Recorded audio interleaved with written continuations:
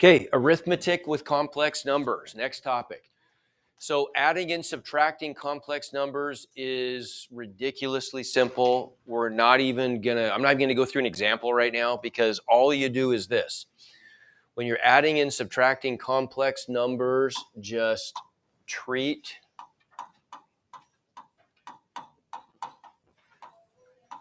the I like a variable.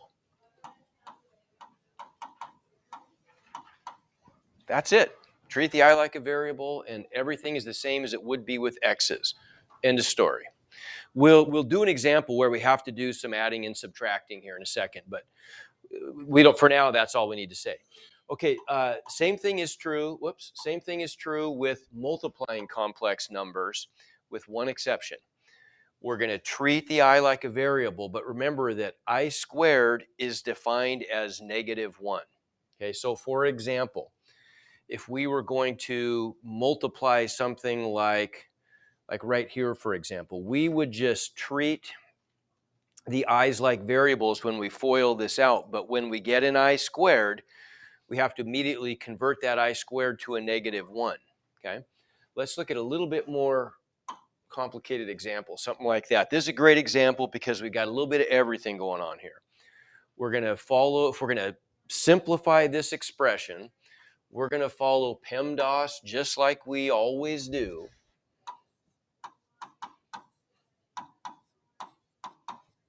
If we're simplifying, what direction do we follow PEMDAS? Do we walk down the ladder or up the ladder?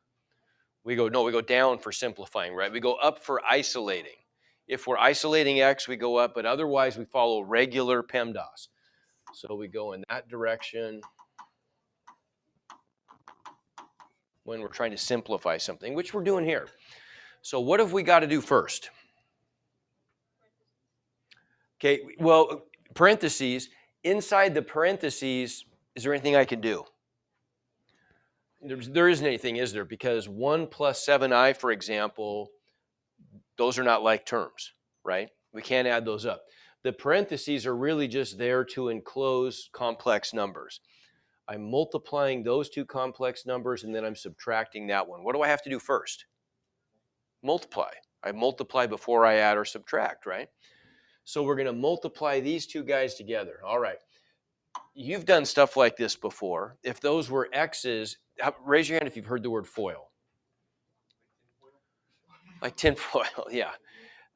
When you multiplied out stuff like this, let's go back to the last page for a second. If you multiplied out stuff like this, what would you have called that in Algebra 1 or Math 2? Would you have called it foiling or distributing or expanding? What would you have called it? Foiling, probably, right? Foil is, and where does FOIL come from? FOIL comes from, you multiply the first together, then you multiply right? So first, then you multiply outside, then you multiply inside, then you multiply last, right? Make sense? Okay, good. Really, all that is just distributing. You're just going to distribute each term from the first factor into the second factor. You're going to distribute over the second factor, meaning we're going to multiply each term in the first one by both parts. So let's do a quick example here. You guys have done this many, many times. So if I'm going to multiply this out, what would I multiply first? First. So I'm going to multiply 1 times 9. What's that going to give me? 9. Then I multiply the 1 times the 3i. What's that give me? Then I'm going to move over to the 7i term, and I multiply that by the first term in the second factor. What's that going to give me? 63i. Just treat it like an x. Like 7x times 9 would just be 63x, right? So here we just get 63i. And then finally, 7i times 3i. 21i squared. 21i squared.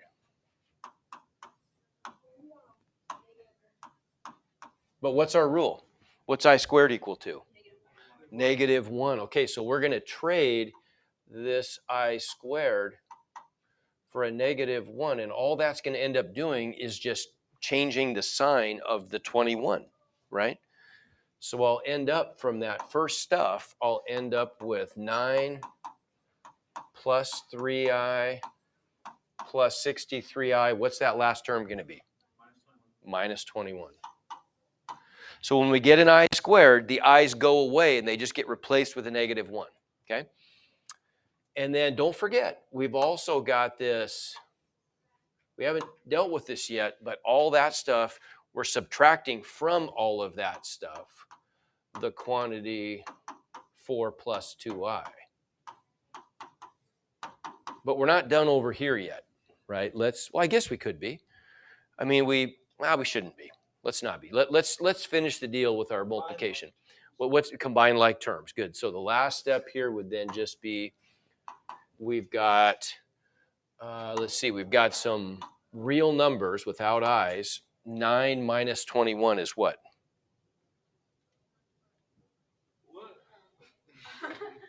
You said 9 minus 21? Mm-hmm. -12. And we've got 3i plus 63i.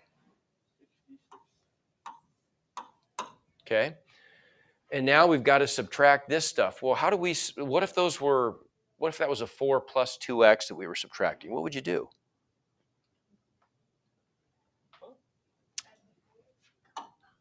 So we got minus 4 plus 2i. What would you do with that last part? Yeah, you would distribute the negative sign and then just combine like terms, wouldn't you? Right? So we're just going to do this. We're going to distribute that negative, and that's going to give us -12 plus 66i minus 4. Keep going. Minus 2i. And then we just combine like terms, right? So we've got the real numbers, -12 minus 4, -16. 66i minus 2i.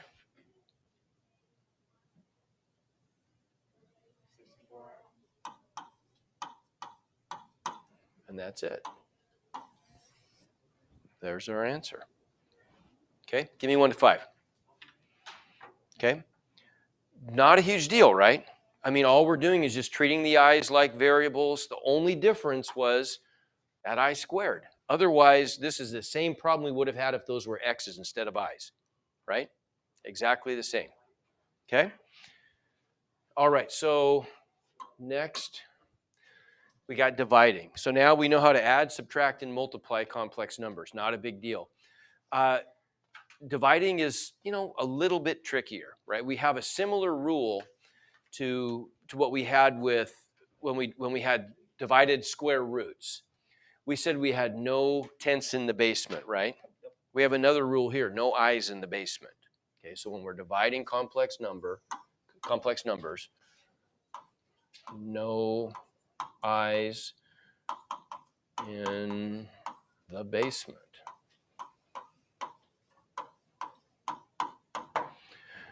Okay, so what's wrong with number 13?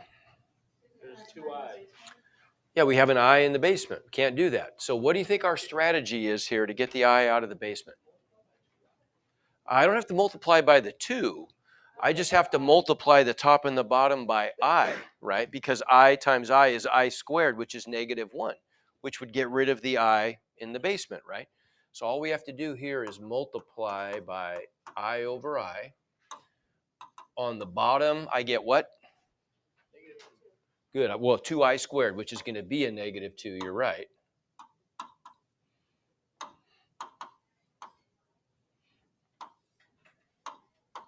There's my -2 in the bottom. What do I get on the top? 10i.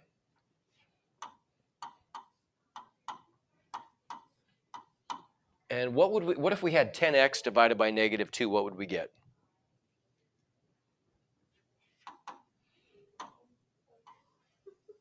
What's that? -5, yeah.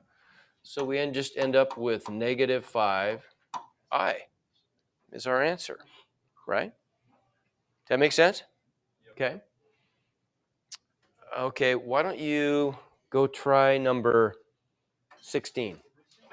16. And remember, okay, one thing I'll remind you about that I didn't review today. You want to write your answer in standard form. What is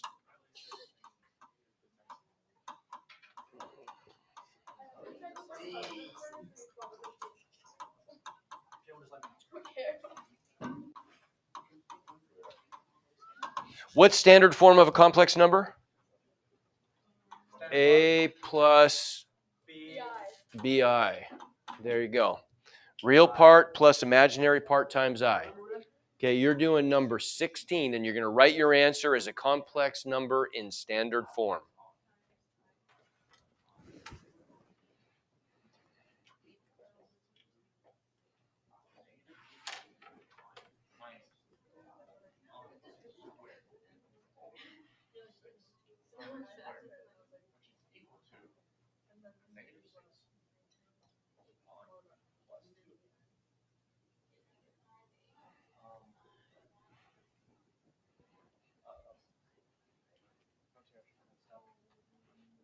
Good.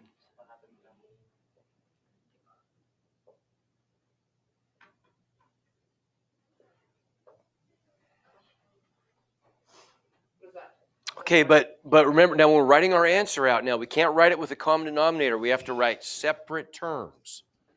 Okay, separate terms, because it has to look like a plus b times I.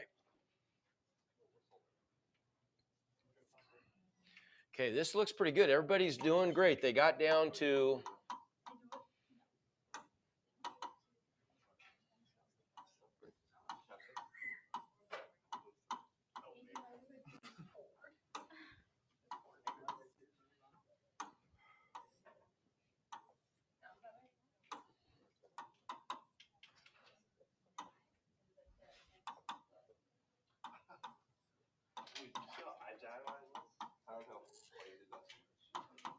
okay, everybody got to there, right? Right? Everybody got to there?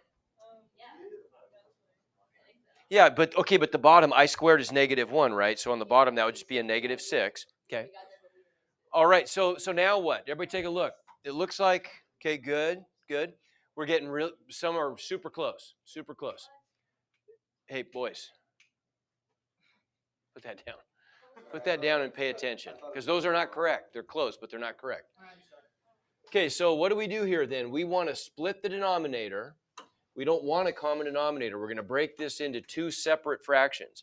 So we would have -8i over -6 plus 2 over -6, right?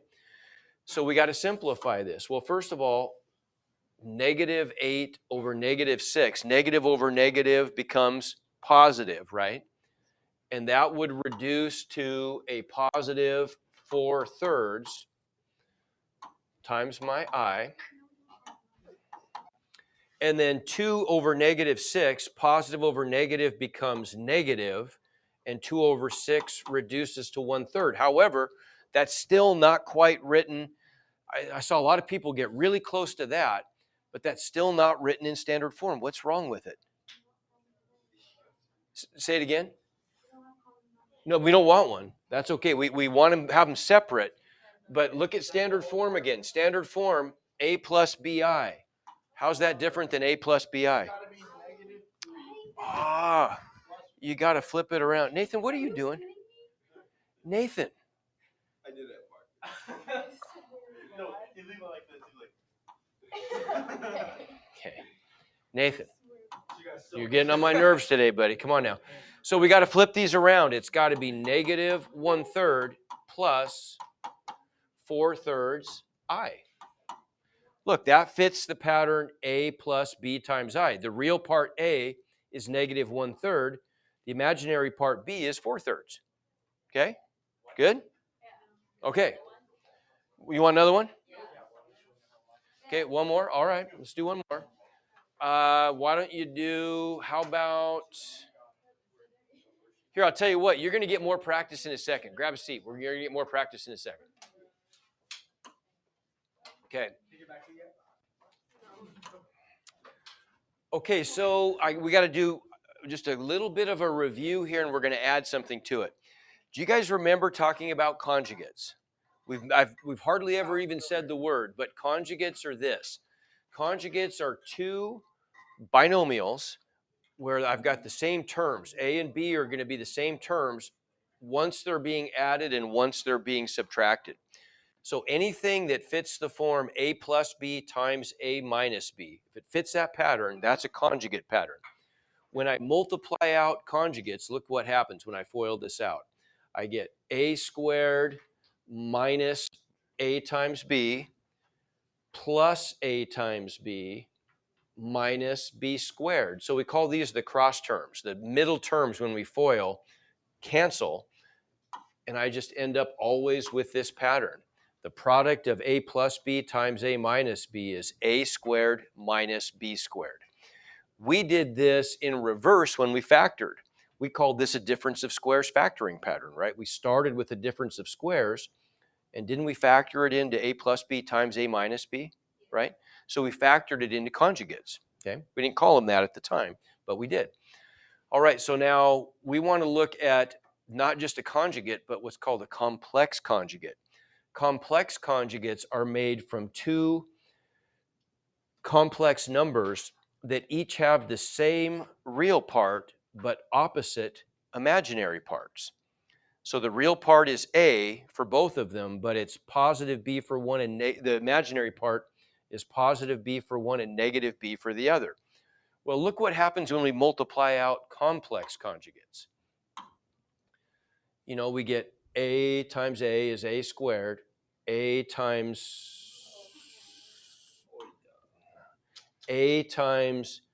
negative BI is going to give me negative A times B times I. BI times A is going to give me A times B times I if I just reorganize, rejuggle what I'm multiplying, right? And I can do that. Multiplication is commutative. And then I get positive BI times negative BI is minus B squared I squared, right? Okay, but the I squared becomes a negative 1, right? The cross terms are going to cancel. The middle terms cancel again, but the last term changes from negative to positive. And so look what happens when we multiply complex conjugates out. We get A squared plus B squared, not A squared minus B squared. But notice what happens to the I's. They disappear, right? So when I multiply out two complex conjugate numbers like that, the answer I get back is a real number. The I's are gone, okay? All right, that's handy. That's really handy because what do you think we're going to do if we're trying to do something like this? We're trying to divide out two complex numbers where on the bottom, I don't just have an imaginary number. I've got the full complex number with both a real part and an imaginary part. I've got my same rule as always, no I's in the basement. So how am I going to get rid of the I's in the basement? I'm going to multiply 4 minus 6I times what to get rid of the I's? Say it again. 4 plus 6I. I'm going to multiply whatever the complex number is in the bottom. I'm going to multiply both the top and the bottom by the complex conjugate of the bottom every time. How come? Because look what happened when we multiplied complex conjugates. The I's went away. That gets rid of the I in the basement then, doesn't it, right? If I multiply the complex number on the bottom times its conjugate, complex conjugate, the I's are going to go away on the bottom, which was my goal, right? So that's my strategy. Okay, that's always my strategy. Multiply top and bottom by the complex conjugate of the bottom. So let's try an example. So what would I have to do here on this one? I have to treat the top and the bottom the same, right? I have to multiply by 1, which means I'm going to have the same thing in the top of the fraction as the bottom. So what am I going to do here?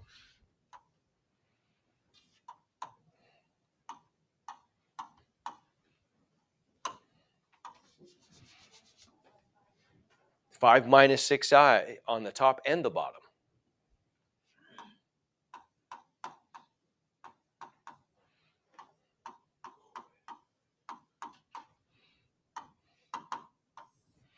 Okay, the bottom is easy.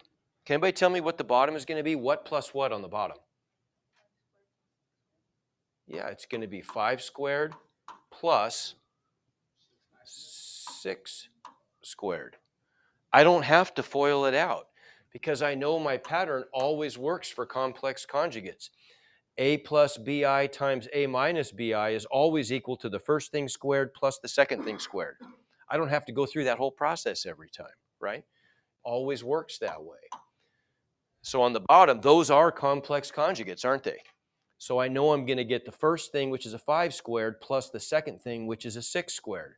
So the bottom is a piece of cake. The bottom is just 25 plus 36, which is what, 61? Done. Top's a little more complicated though, right? Top, we've got to FOIL it out. Okay, so if I distribute the 3, what do I get? 15. Nathan, what's the next one I get? 15.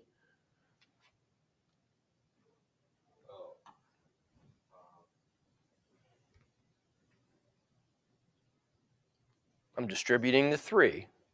15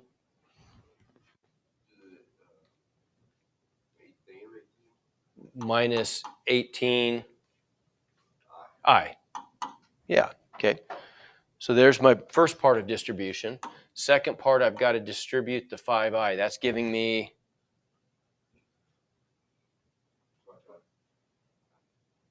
go ahead, somebody help me out. Ava, what's, okay, 25 plus 25i. Okay, and then finally, positive 5i times negative 6i minus 30i squared. And what is the I squared doing? Yeah, that whole thing is just changing that to a plus 30, right?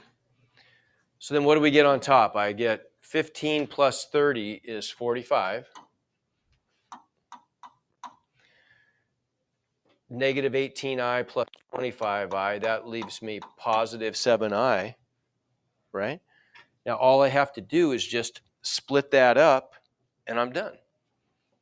Okay, so I'm going to get, if I split the denominator, 45 over 61 plus 7 over 61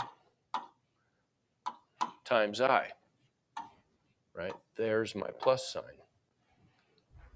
Okay, give me 1 to 5. Does that make sense? Okay. All right, let's check ourselves. 45 61st plus 7 61st I. Did we get it? We did. Okay. All right, board work. Try that first one.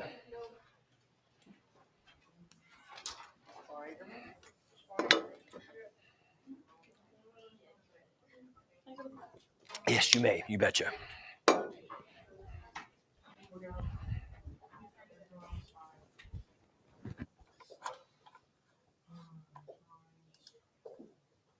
Stay right there. So we got that, right? Okay, now try that one. Try that one. You're going to write it in standard form. Go.